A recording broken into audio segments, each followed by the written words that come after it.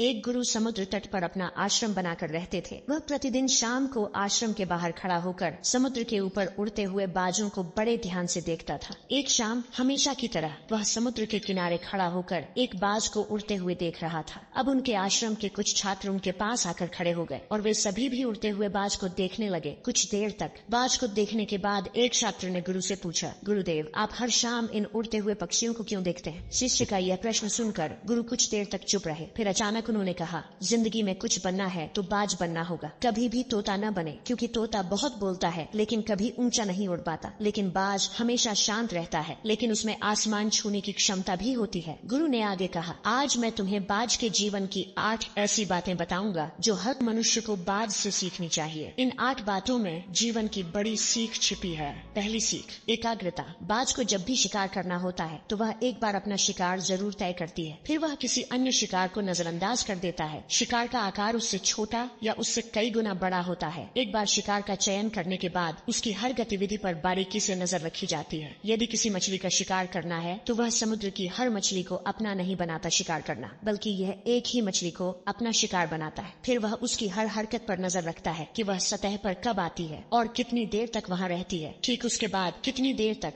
वह पानी के ऊपर छलांग लगाती है। जो कुछ भी उसके शिकार के काम को आसान बना सकता है वह उसे बहुत ध्यान से देखता रहता है। तो इससे हमें यह सीखना चाहिए कि 10 अलग अलग लक्ष्यों पर अपनी ऊर्जा बर्बाद करने के बजाय हमें पूरी एकाग्रता के साथ एक लक्ष्य पर ध्यान केंद्रित करना चाहिए और उस लक्ष्य के बारे में जितना संभव हो उतना सीखना चाहिए। और इस बात का भी ध्यान रखना चाहिए कि उस लक्ष्य को प्राप्त करने में क्या चुनौतियां आने वाली है और हम उन चुनौतियों को कैसे आसान बना सकते हैं। हमें इन सभी बातों को जानना चाहिए। दूसरा सिख, बाज हमेशा ऊंचा और अकेला उड़ता है। बाज कभी गौरैया, कौवे या छोटे पक्षी के साथ नहीं उड़ता। बाज या तो बाज के साथ उड़ता है या अकेले उड़ता है। यह हमें सिखाता है कि छोटी सोच वाले लोगों से दूर रहें, या तो बड़ी सोच वाले लोगों के साथ रहें या फिर अकेले रहें, क्योंकि जिस तरह के लोगों के साथ हम रहते हैं वही अंततः वही बन जाते हैं जो हम हैं। इसलिए हमेशा अच्छे लोगों की संगति चुनें, नहीं तो आप अकेले रह जाएंगे, क्योंकि यही वह समय है जब हम खुद को बेहतर तरीके से जान पाते हैं। तीसरी सीख, अपनी सीमाओं से ऊपर उठें। जब भी मौसम खराब होता है या बारिश या तूफान आता है तो हर पक्षी अपने घोंसले की ओर उड़ जाता है और छिपने की जगह ढूंढ लेता है, लेकिन बाज ऐसा कुछ नहीं करता। यह अपनी ही सीमाओं को तोड़ने और बादलों के ऊपर उड़ने की कोशिश करता है। हवाएं उसे थपेड़े मारती हैं, उसके पंख भारी हो जाते हैं, पानी और धूल के कारण उसे कुछ भी दिखाई नहीं देता है, लेकिन फिर भी वह आकाश की ओर उड़ता रहता है और अंत में बादलों से ऊपर उठता है और वहाँ तब तक उड़ता रहता है जब तक कि मौसम नहीं बदल जाता। बाज उसे तोड़ने में सक्षम होता है। सीमाएं इसलिए क्योंकि मुसीबत आने पर वह घबराता नहीं है, उससे न डरता है, उससे भागने की कोशिश नहीं करता, बल्कि सकारात्मक सोच के साथ उसका सामना करता है। इससे हमें यह सीख मिलती है कि जीवन में जब भी कोई समस्या आए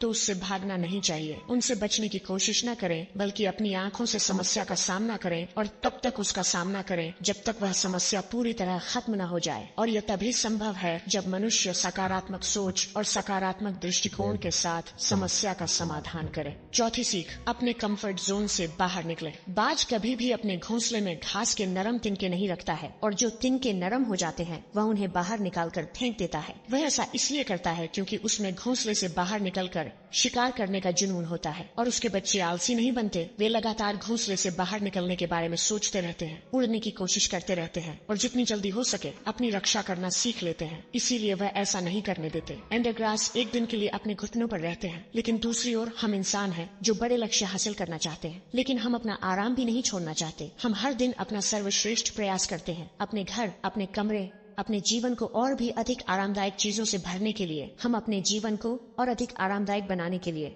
सब कुछ करते हैं। हम आराम को महत्व देते हैं। तो जीवन में यह घटना बाज हमें एक सबक सिखाता है कि अपना आराम छोड़ो, क्योंकि जहाँ आराम है वहाँ विकास नहीं होता है। खुद को हर दिन थोड़ा कठिन समय से गुजरने दो, क्योंकि यही वह है जो हमें मजबूत बनाता है और जीवन में आगे बढ़ता है। छठा सीख, बाज कभी मरा हुआ शिकार नहीं खाता, वह हमेशा जीवित शिकार का शिकार करता है। इससे हमें यह सीख मिलती है कि हमें कभी भी अतीत में नहीं रहना चाहिए। अपने अतीत में किसी को अपना अतीत लेकर नहीं घूमना चाहिए। मन में सफलताएं और असफलताएं, हमारा अतीत मर चुका है, अब ये कभी वापस नहीं आएगा। इसलिए अपने मृत सड़े हुए अतीत के विचारों पर ध्यान न दें और अपने आने वाले नए जीवन पर ध्यान केंद्रित करें। अपनी पुरानी यादों को छोड़ दें जो आपको परेशान करती है, क्योंकि वे अतीत हैं जो अतीत में है। इसे वर्तमान में लाओ, क्योंकि एक एक बार जब आपका अतीत आपके वर्तमान में आ जाता है तो आपका अतीत आपको कभी भी वर्तमान में जीने नहीं देगा। भले ही आपके अतीत में आपके साथ कितना भी बुरा हुआ हो, वह मर चुका है, इसलिए उस बाज की तरह बने जो कभी मरी हुई चीजों को नहीं खाता। 7वां सीख, साहस।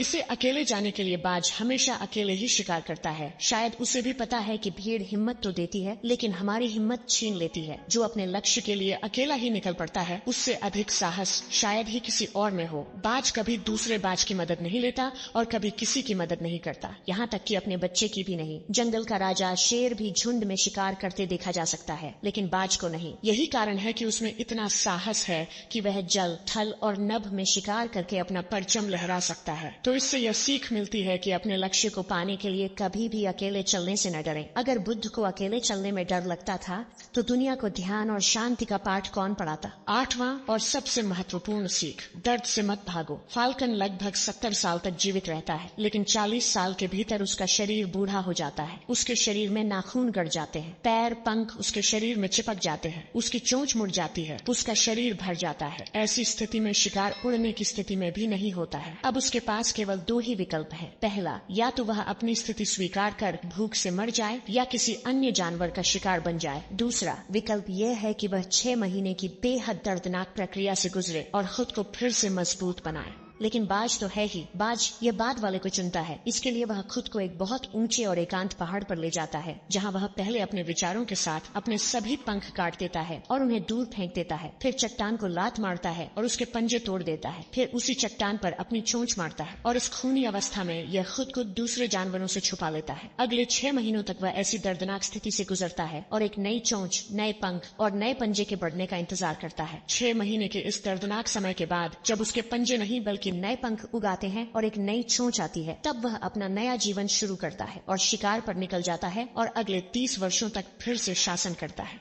यह हमें सिखाता है कि जब समय आता है तो हमें कुछ नया पाने के लिए अपनी कुछ पुरानी आदतों को छोड़ना पड़ता है, चाहे इसे छोड़ना कितना भी मुश्किल क्यों ना हो, चाहे यह प्रक्रिया कितनी भी दर्दनाक क्यों ना हो। उसके लिए ऐसी चीजें छोड़ना जो हम पर बोझ डालती हैं, जो हमें रोकती हैं, जिनका हमारे जीवन में कोई उपयोग नहीं है, उन्हें छोड़ देना ही बेहतर है। गुरु ने आगे कहा, तो बाज से सीखने लायक ये 8 बातें थीं जो जीवन भर आपके काम आएंगी। शिष्यों ने कहा कि गुरु, हमने कभी नहीं सोचा था कि बाज जैसा पक्षी भी हो सकता है, इतना कुछ सीख सकते हैं। इसके बाद सभी शिष्यों ने भिक्षु को धन्यवाद दिया और अपने काम पर वापस चले गए। दोस्तों, मुझे उम्मीद है कि आपको इस कहानी से बहुत कुछ सीखने को मिला होगा और ये कहानी भी आपको अच्छा लगा होगा। अगर अच्छा लगा है तो वीडियो को लाइक और चैनल को सब्सक्राइब कर दीजिए। धन्यवाद।